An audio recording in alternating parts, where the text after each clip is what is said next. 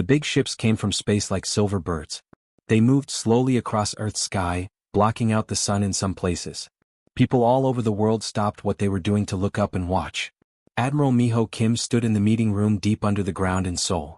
His hands were behind his back as he watched the screens showing the alien ships. Next to him, Dr. Soyoung Lee was reading reports that came from their space stations. "They sent us a message," she said quietly. "They want to meet."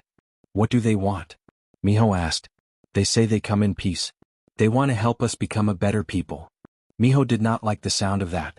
In his 40 years as a soldier, he had learned that when someone said they wanted to help you, they usually wanted something from you. The alien ship that landed looked like a giant flower made of metal. It opened up with a soft sound and strange beings walked out. They were tall and thin with blue skin that seemed to shine. They had 4 arms and big eyes that looked like black pools. The leader of the aliens was named Velthara. She wore clothes that looked like they were made of light itself. When she spoke, a small machine made her words into Korean. "Greetings, humans of Earth," she said. Her voice sounded like music, but there was something cold about it. "I am Ambassador Velthara of the Galactic Harmony Council. We have watched your world for some time." Miho stepped forward. He had put on his best uniform for this meeting. "Welcome to Earth. I am Admiral Kim Miho. We are happy to meet you." Velthara made a sound that might have been laughing. "How sweet. Your people show promise, Admiral Kim. With our help, you might become a real civilization in a few hundred years." Dr. Soyoung Lee, who was standing behind Miho, raised her eyebrows. She had studied alien contact for 10 years, but she had never expected them to be so rude. "We have brought you a gift," Velthara continued. She held out a small crystal that glowed with soft light. "This contains the Developing Species Protection Treaty. It will make Earth safe under our care." Miho took the crystal and handed it to Dr. Lee. She put it into a small machine that could read alien writing. As the words appeared on the screen, her face grew dark. "Admiral," she whispered in his ear, "this is not a partnership. They want to control us." Miho read the treaty quickly. The aliens wanted to put Earth under their protection. They would make all the big decisions for humanity. They would control Earth's trade with other worlds. They would decide when humans were ready for new technology. "Thank you for this offer," Miho said carefully. "But we would prefer to work together as equals. We can offer you trade partnerships instead." The other aliens behind Velthara made chittering sounds. It was clear they thought this was funny. "Admiral Kim," Velthara said, and now her voice had a sharp edge. "You do not understand. We have been traveling between the stars for 3,000 years. We have helped 846 other species grow up. We know what is best." "I am sure you do," Miho replied. "But humans prefer to make our own choices." Velthara's 4 arms moved in what looked like anger. "This is not a choice, Admiral. This is how things work in the galaxy. The strong help the weak. The old teach the young." Dr. Lee stepped forward. She had been quiet during the whole meeting, but now she spoke up. "Ambassador Velthara, may I ask how many of those 846 species asked for your help?" Velthara looked surprised by the question. "Asked for help? They all needed help. That is why we gave it to them." "But did they ask for it?" Dr. Lee pressed. "A child does not ask for teaching," Velthara said coldly. "A child receives teaching." Miho felt his anger rising, but he kept his voice calm. "We are not children, Ambassador. We are a free people." "Free?" Velthara laughed, and this time there was no music in it. "You have barely left your own solar system. Your technology is primitive. Your governments fight each other over small pieces of land. You are children playing with fire." "Perhaps," Miho said. "But they are our fires to play with."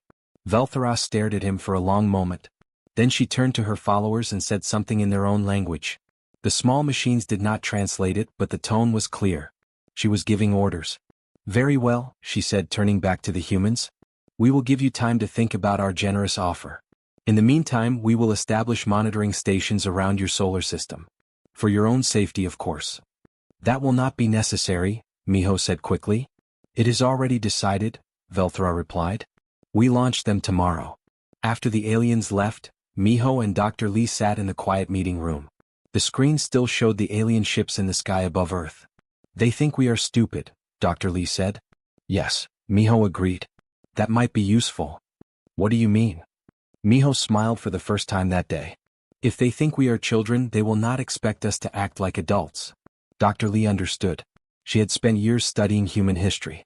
She knew what humans did when someone tried to control them without asking. 6 months later, every alien monitoring station in Earth's solar system stopped working on the same day. They all sent the same message before going dark. System upgraded. Thank you for the interesting technology. When Velthara received the report, she stared at it for a long time. Then she called her technical experts. How is this possible? She demanded. We do not know, they replied. The humans seem to have turned our own systems against us. They not only broke our codes, they improved them. A message arrived from Admiral Kim the next day. It was polite but firm. Thank you for the technology samples. We have fixed several problems in your designs. Please remove all remaining devices from our space within 72 hours. We prefer to be asked before being watched. Velthara realized she might have made a mistake about these humans. But she was not ready to admit it yet. General Krextus walked around his war room, his 4 arms moving fast as he talked. He was angry. The humans had embarrassed the Council's best technology experts. Now it was time to show them real power. We will invite their scientists to see our greatest ship, he said to his officers. When they see what we can do, they will understand how small they are. The Council's biggest ship was called Eternal Harmony. It was 3 miles long and could destroy planets. It had taken the best minds in the galaxy 500 years to build it. General Krextus was sure that when the humans saw it, they would finally show proper respect. Dr. Jinwoo Park floated in a clear bubble inside the alien ship. Around him, machines hummed and lights flashed in patterns he had never seen before. With him were Dr. Hannah Cho and Dr. Yoon Kong, 2 of Earth's best scientists. Chief Engineer Box Tal stood next to them, his chest puffed out with pride. He had built most of the ship's systems himself. This is our power core, he said, pointing to a glowing sphere the size of a building. It makes more energy than your entire planet uses. Dr. Jinwoo nodded, looking impressed. It's beautiful, he said. The gravitational stabilizers are very creative. Box Tal's crest rose higher with pleasure. Finally, these primitive humans were seeing the truth. Though, Dr. Jinwoo continued, I do notice some resonance frequency issues. If the power goes above 90%, the whole system might shake itself apart. Box Tal's crest fell flat. That is impossible. Our designs are perfect. We have used them for centuries. Dr. Hannah stepped forward, holding a small device. We took some readings while you were showing us around. The harmonic patterns show stress fractures building up in the support beams. This cannot be true, Box Tal said, but his voice was less sure now. Dr. Yoon pulled out a data pad. We wrote a small report while we were looking around. Just some ideas that might help. The report was 400 pages long. It pointed out problems that the Council's best engineers had missed for hundreds of years. Worse, it offered simple solutions for all of them. 2 days later, emergency repair crews were working on every ship in the Council fleet. The human report had found critical flaws that could have killed millions of people. General Krextos read the report 3 times, his anger growing with each page. They came to our ship for 1 day, he told his staff. 1 day, and they found problems our best minds missed for centuries. How? Perhaps, suggested his aide carefully, we should not underestimate them again. But General Krextos was too proud to listen. Instead, he planned a military exercise near Earth's colonies. A show of force that would remind the humans of their place in the galaxy. The Council fleet moved into position near Jupiter's moons. 50 of their best warships, arranged in perfect formation. They had done this exercise 1,000 times before. It always impressed younger species. Captain Minji-Oh sat on the bridge of her patrol ship, watching the alien fleet through her screens.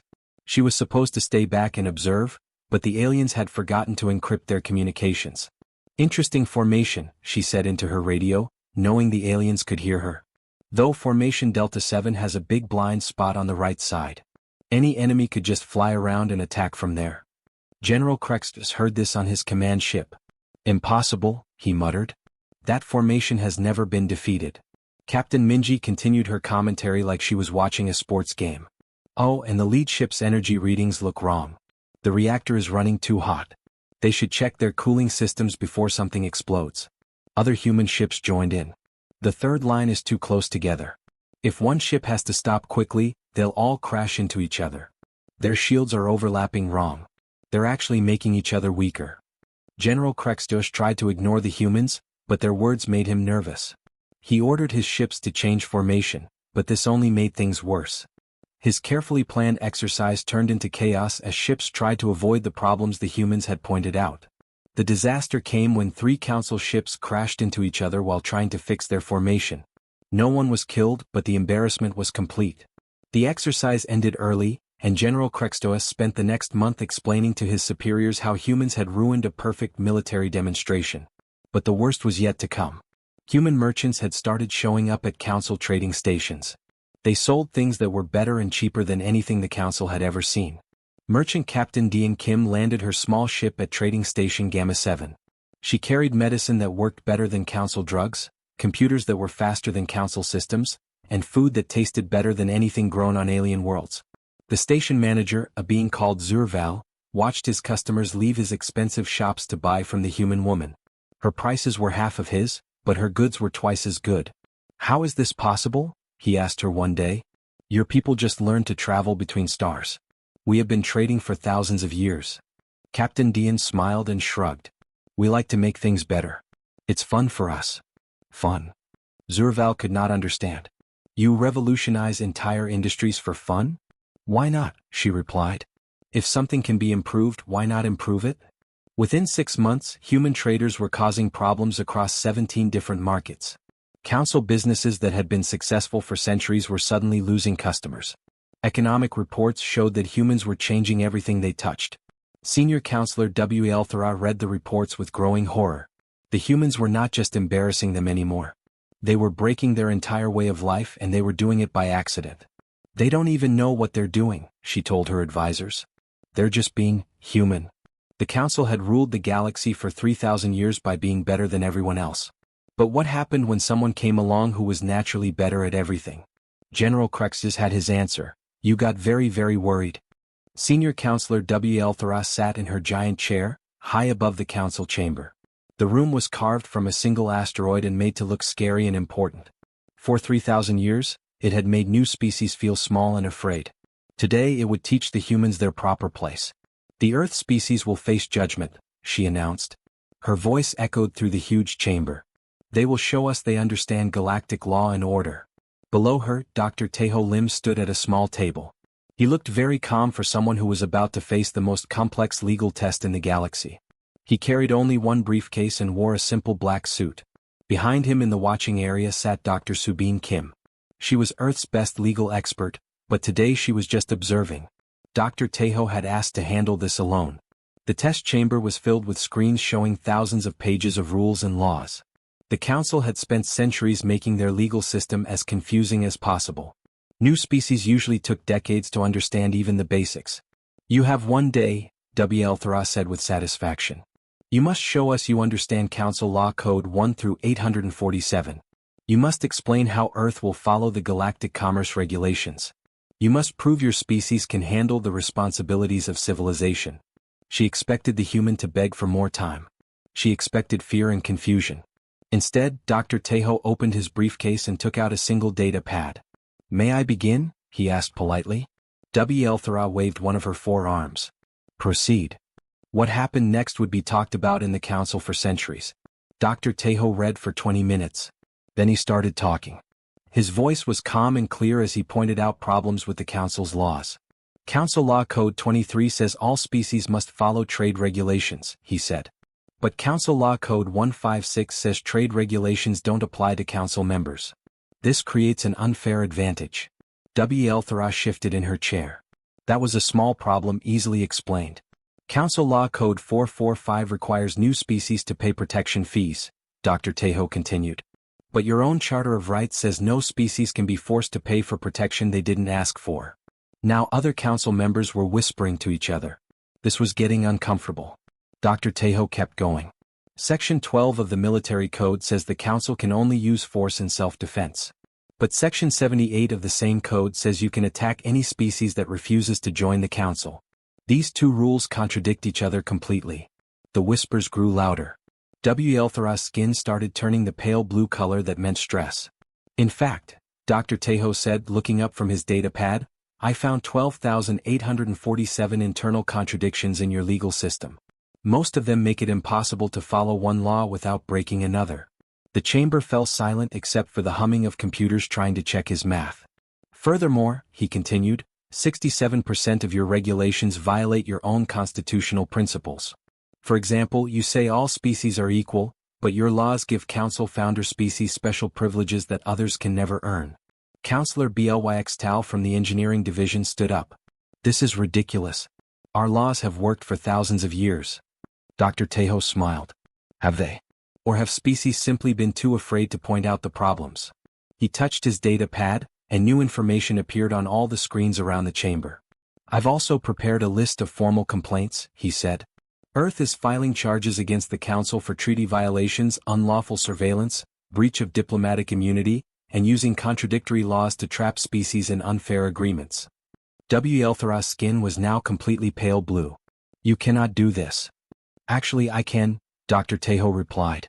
According to Council Legal Code 12, any species has the right to challenge unfair laws. The process is automatic once a formal complaint is filed.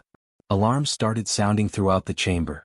The Council's legal computers had begun an emergency review of all their laws. Until the review was complete, no new decisions could be made. This will take weeks. Wlthra shouted over the noise. 3 weeks, 2 days and 16 hours, Dr. Tejo agreed, checking his pad. I calculated the processing time based on your computer specifications. But he wasn't finished. I should also mention that I've been in contact with representatives from 23 other species. It turns out many of them have similar complaints about council treatment. Dr. Subin Kim stood up in the observer section. She had been quiet all day, but now she spoke. Dr. Lim has prepared legal frameworks for all of them. We're offering free representation to any species that feels the council has treated them unfairly. The chamber erupted in chaos. Council members were shouting at each other in dozens of different languages. Species that had never complained before were suddenly remembering years of unfair treatment. Ambassador Crixtel from the Zephyrian Republic jumped to his feet. Wait, the humans are right. The council forced us to sign agreements that violated our own planet's laws. Us too, called out Representative Vorth from the Crystalline Worlds. We've been paying protection fees for 200 years for threats that never existed. More and more voices joined in. Species that had been too afraid to speak up before suddenly realized they had legitimate complaints. And now they had expert legal help to file them properly. Wlthra watched her orderly council dissolve into chaos. The humans had been in her chamber for less than 1 hour, and they had created the biggest legal crisis in galactic history. Dr. Tejo packed his data pad back into his briefcase. I believe our assessment is complete, he said politely. Earth looks forward to working with the council once these legal issues are resolved. As he walked out, the chamber was still in chaos. 23 different species were demanding justice. The council's legal computers were processing thousands of complaints. And somewhere in the back of her mind, Wlthra realized that the humans had just taught her the most important lesson of all. When you think you're the smartest people in the room, you should probably double-check your math. 3 weeks later, when the legal review was complete, the council would discover that Dr. Tejo had been right about everything. Every single one of his 12,847 complaints was legally valid. The humans had won by simply reading the fine print. Former Ambassador Krindar sat at her desk, staring at a wall covered in reports. Each paper told the story of another disaster involving humans. Her office was quiet except for the soft humming of the air system, but her mind was very loud with worry. The numbers were getting scary. In just 2 years, the council had needed to apologize to Earth 847 times. 23 other species were now questioning council authority because of things humans had pointed out. And somehow, every time the council tried to fix a problem with humans, they created 3 new problems. Her assistant knocked on the door. Director Krindar, the human consultant, is here to see you. Krindar's stomach turned nervous. After the legal disaster in the council chamber, Senior Counselor Wlthra had made a desperate decision. If they couldn't understand humans, maybe they should hire one to explain them. Dr. Yunji Park walked into the office carrying a single data pad. She was small for a human, but she had the same confident look they all seemed to have. Her business clothes were neat and professional, but somehow they made Krindar feel underdressed in her ceremonial robes. Director Krindar, Dr. Yunji said, sitting down without being asked. I've read your files on human council interactions. You've been making the same mistake over and over. What mistake? Krindar asked, though she was afraid to hear the answer. You think all species develop the same way, Dr. Yunji replied. You have a plan that worked for 846 other species, so you assume it will work for humans too. Krindar nodded. That made sense to her. Should it not work? Dr. Yunji smiled, and Krindar noticed it wasn't a happy smile. Humans are what we call statistical outliers. We don't follow normal patterns for curiosity, competitiveness, or cooperative problem solving. I do not understand. Let me give you an example, Dr. Yunji said, touching her data pad. When you showed our scientists your best technology, what did you expect them to do? Be impressed. Maybe ask questions. Learn from us. Instead, they found problems and wrote a 400-page report on how to fix them. Krindar's antennae drooped. Yes. When you did a military exercise to show your strength, what did you expect? Fear. Respect. Understanding of our power.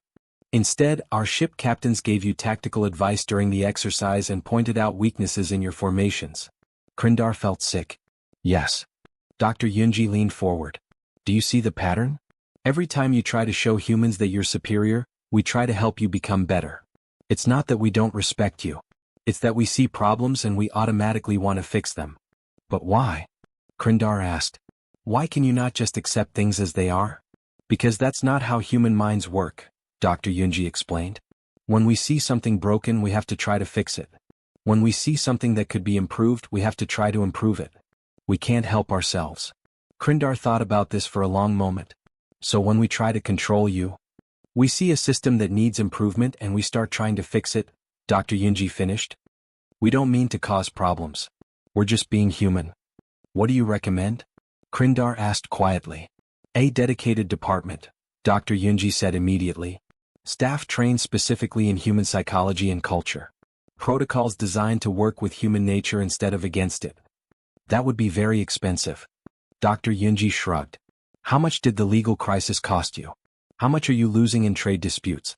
How much will it cost if more species start questioning your authority? Krindar did not want to think about those numbers. 6 months later, the Department of Terrestrial Relations opened in a new building that looked nothing like traditional council architecture. Dr. Yunji had recommended making it look more like human buildings with lots of windows and open spaces. Humans work better when they don't feel trapped, she had explained. Krindar was the first director, and she had learned more about human psychology in 6 months than she had learned about any species in her entire career. Her staff included former diplomats, psychologists, and what she called creative anticipation specialists, beings whose job was to imagine what humans might do next. They created the Terrestrial Incident Prevention Protocol, or TIP. Every council action involving humans had to be reviewed by committees trained to spot potential problems. The goal was not to control humans, but to work with them in ways that wouldn't accidentally trigger their problem-solving instincts. Their first big test came when sensors detected human interest in some old council archaeological sites. In the past, the council would have declared the sites off-limits and stationed guards around them. This always led to conflicts. Instead, Krindar's department sent a message to Earth. We noticed you're interested in our old ruins. Would you like to work together on some joint research projects? The humans accepted immediately. Within a month, human archaeologists working with council scientists had solved 3 historical mysteries that had puzzled scholars for centuries. They had also found ways to preserve the sites better and discovered artifacts that council researchers had missed. It's amazing, Dr. Jean-Woo Park told Krindar during one of their meetings.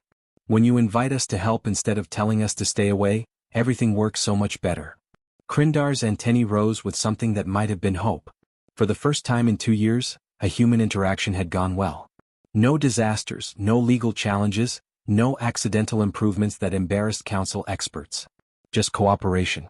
Dr. Park, she said carefully, do you think this approach will work for other situations? I think it will work great, he replied with that confident human smile. As long as you remember that humans just want to help. We're not trying to take over or cause problems. We just see things that could be better and we want to make them better.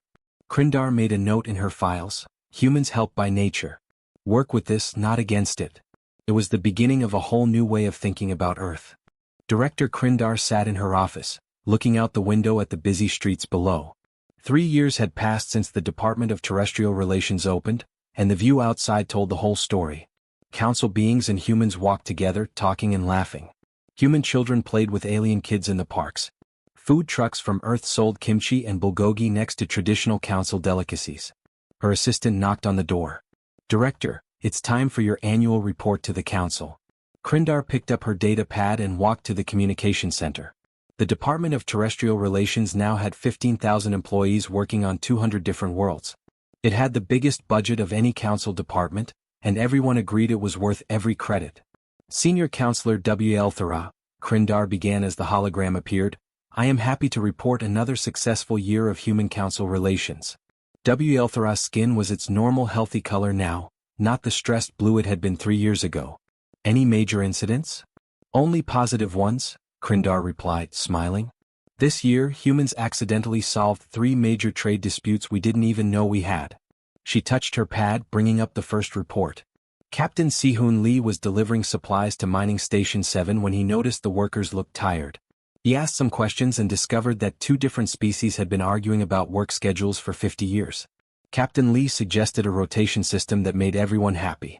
Productivity went up 40%. W.L. Thera nodded. This was the kind of thing humans did now, they fixed problems just by asking simple questions. The second incident involved Dr. Yuna Jung, Krindar continued. She was visiting our research station on Kepler 442b to study plant growth. While she was there, she noticed that our farming equipment was making the crops grow in straight lines, but the soil nutrients flowed in curved patterns. She suggested changing the planting method. Food production increased by 60% across 17 different worlds. And the third. Teenager Min Jae Park. He was part of the student exchange program, visiting the Quantum Physics Institute. During a routine lecture, he asked why the scientists were using such complicated math for something that seemed simple. His question led to a breakthrough that made faster-than-light communication 30% more efficient. W.L. Thera's translator made a sound that meant amazement mixed with exhaustion. A teenager? Humans start solving problems very young, Krindar explained. We now have special protocols for human children. They ask different questions than adults, and sometimes those questions are the most important ones. The department's early warning system had become the most advanced monitoring network in the galaxy. Not for spying, they had learned that lesson, but for knowing when humans were about to help with something. Our prediction algorithms are getting better, Krindar reported. Last month, we detected that human botanist Dr. Soo-Young Choi was researching plant diseases on agricultural worlds. We immediately offered her lab space and research partners before she could accidentally revolutionize farming again. Again? Last year she was just trying to grow better tomatoes for her garden. She ended up creating disease-resistant crops that saved the food supply on 12 worlds. The department had also learned to watch human entertainment. When humans made movies or wrote stories about space travel, council engineers often found new ideas they had never considered. When human musicians started mixing Earth music with alien sounds, it created cultural exchanges that solved diplomatic problems better than formal treaties.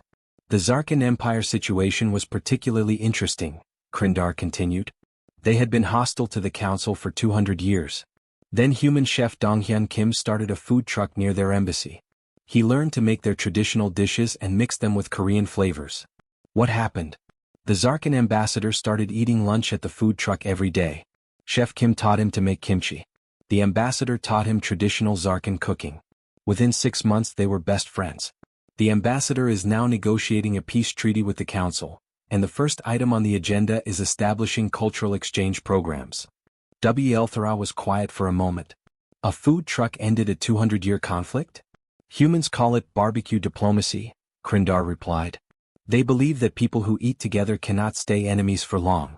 The department's success had led to requests from other species who wanted help dealing with their own difficult neighbors.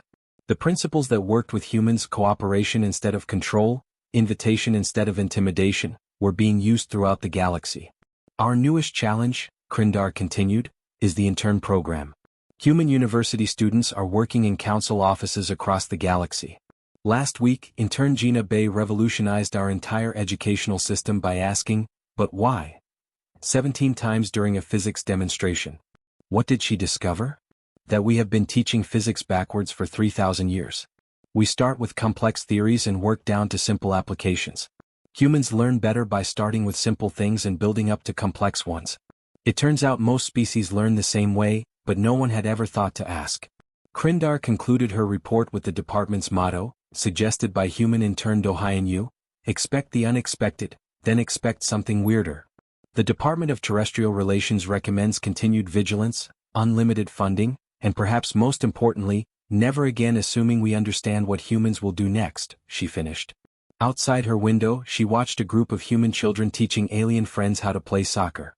The aliens were learning quickly, but they had added their own rules that made the game more fun for beings with different numbers of legs. It was, Krindar thought, a perfect example of what happened when species worked together instead of trying to control each other. Everyone learned something new, everyone had fun, and somehow, without anyone planning it, the galaxy became a better place. The humans had taught them the most important lesson of all. The best solutions usually come from the most unexpected places.